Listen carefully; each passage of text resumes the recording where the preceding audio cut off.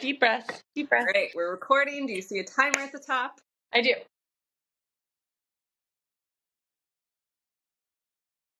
Welcome to Boozley Bibliophiles. I'm Ken. And I'm Shell.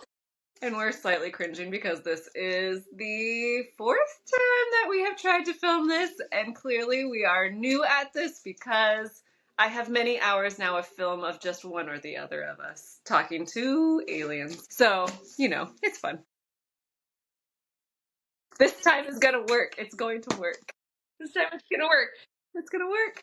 Today, for our first time, we are going to be discussing and pairing for you lessons in Chemistry! Oh my gosh, okay. Written in 2022 by Bonnie Garmus. It was her debut novel, and it is a phenomenal book. It was a 5-star read for me. It is one that you can pick up and read again at any time. It gives you all the feels. It makes you mad. It makes you sick. It's got it all. It's got it all. It is the story of Elizabeth Zott, who is a female chemist in the 1950s, 1960s, who is just fighting basically the patriarchy, who just keeps trying to bring her down, ends up getting fired from her chemist job where they thought she was a lab tech anyways, and somehow finds herself in front of a camera as the host of a cooking show. Supper at 6. Supper at 6, and she takes this cooking show. Hey, nice outfit, by the way. I gotta go.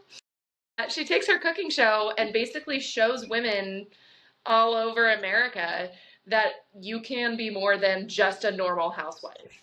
And it's incredible because she teaches them that it's okay to be smart. It's okay to, dream big.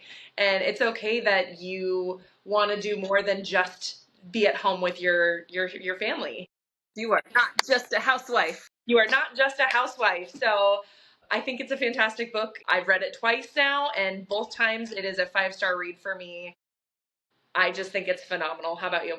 Agreed. I would say some of my favorite things of it were, of course, Elizabeth Zott. She is such a strong character who does not let the times get her down. She is so far ahead in regards to her beliefs and what women can do, and she doesn't let those around her during these 1950s times take her down. She just sees it and just keeps going, and not in an aggressive way, but she's like, no, I can do this. I'm going to do this. Yeah. The side characters in it are just so great. They pair with her so well and help just exemplify those little things and help her grow in such a way. Yeah. I have a favorite quote that I want to share, but I'll wait until after you say, what was your favorite parts? Was there a part that stood out, or just what do you take away? I think that my biggest takeaway, again, is the fact that she's this, a brilliant woman in the 1950s, 1960s, and she doesn't let other people belittle her. And she rubs a lot of people the wrong way, and yet she doesn't care. She's going to be who she's going to be. And she's argumentative with people, but not in an aggressive way. It's more of from an intellect. Mm-hmm. Example, it says, it's the way that she kept disagreeing without embarrassment, without melodrama, as if she would have the last say, as if she knew she would win in the end. Because she brought logic to these arguments about sexism and racism and all these, and religion. And she argues with these people in a way that they don't know what to do with, and it infuriates them, and yet she just keeps going. Elizabeth Zott. Bravo. Which brings me to my quote by her at the end of the book that I feel like just encompasses her and her hype girl, her just not letting the tough moments get her down. Towards the end, she's doing her Supper at 6 show, and she's decided that she's done with the show and she's leaving, and this is her quote, again, not following cue cards because she is who she is. She says, whenever you start doubting yourself, whenever you feel afraid, just remember courage is the root of change, and change is what we are chemically designed to do. So when you wake up tomorrow, make this pledge. No more holding yourself back. No more subscribing to others' opinions of what you can and cannot achieve. And no more allowing anyone to pigeonhole you into useless categories of sex, race, economic status, and religion. Do not allow your talents to lie dormant, ladies. Design your own future. When you go home today, ask yourself what you will change, and then go get started. That's just her in a nutshell, and that's just the book. And it's got, like I said, it's a roller coaster. It's got those times that make you mad, those times that make you just so sad, but it's a story of hope. It's a story of you can do this. Yeah. God, it's so fantastic. It's so fantastic. I think that it's a story of hope, but it's acknowledging that sometimes things are grim and you have to have those little things that are uplifting, and Whether it be people, your own gumption, whatever it might be. Yes. Yeah. Whenever, A even good when health, you're hurt, yes. good Even healthy when you're meal, down. Her dog, Yeah, her dog. So Ken's, for this Love me. book, what did you? Oh no, not now. I gotta go get it. I forgot it. No, are they still good?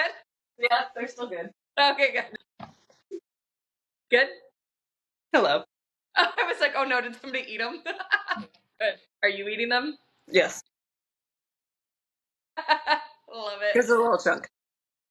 So, Kenzie, that being said, all of this book filled with, darkness, but then uplifting. What did you feel like was a good confection to really exemplify, or that you thought rounded out this story?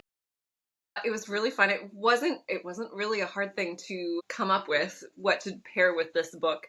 She talks about so many delicious meals throughout the book, but then obviously looking confection wise, there is one standout thing that she talks about. And the character is at one point on her separate six show making an eggplant dinner, and she's not following cue cards, talking to the audience. Okay, we're making this eggplant. It's a bitter meal. She's already had a day, and she goes on a little bit longer, and then it's like, wait a second. Life is bitter enough. Like, I'm making brownies, and you get a little bit more of this when you see the side characters also saying like, "Oh my gosh, this is the 5th time this week we've made brownies," and you realize that this is what Elizabeth Zott does when she has had a day, when she is done. So in searching for the perfect brownie recipe for this book, I was super excited when I came across a article. Well, good. Yeah, we're good. I just something for later. Go ahead. Okay. I came across an article that was an interview with the author. Unfortunately, it's not a super long article, but in it, she was talking about how Elizabeth Zott making brownies was inspired by her own family and having a rough day and coming home and just being like, we're having brownies for dinner. And so in that article, they also posted her recipe for desperation brownies that they're delicious. Some Dutch processed cocoa powder, you double broiling it, and it sounds hard, but it's super easy to make. She throws some walnuts in, not necessarily my favorite thing, but then I threw a little bit of sea salt on the top. But they are really delicious homemade brownies. 15 minutes at most to like mix it and then bake it for another 20. Super easy and super delicious.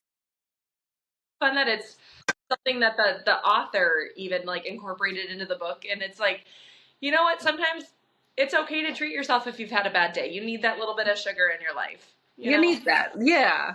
Oh, that's so good. Hey, Shell, what kind of delicious libation you got for us? I chose the Sidecar, a 1950s, 1960s staple in the households across America. Cognac-based drink with a little bit of sugar, some lemon juice, cognac, orange liqueur, if you will. I like to add a little bit of salt to it, kind of like you did with your brownies.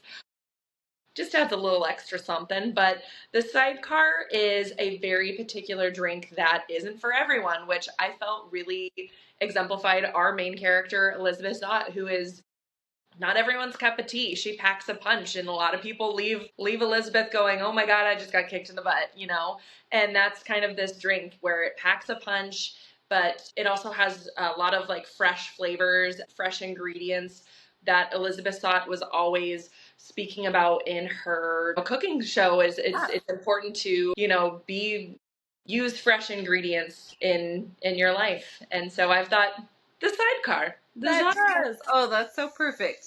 It's as healthy as they get. This is as healthy as they get. They sure does. But yeah, those are a great pairing for this book. I feel like anyone could enjoy the two of them with this book. Exactly. Oh, cheers to that one.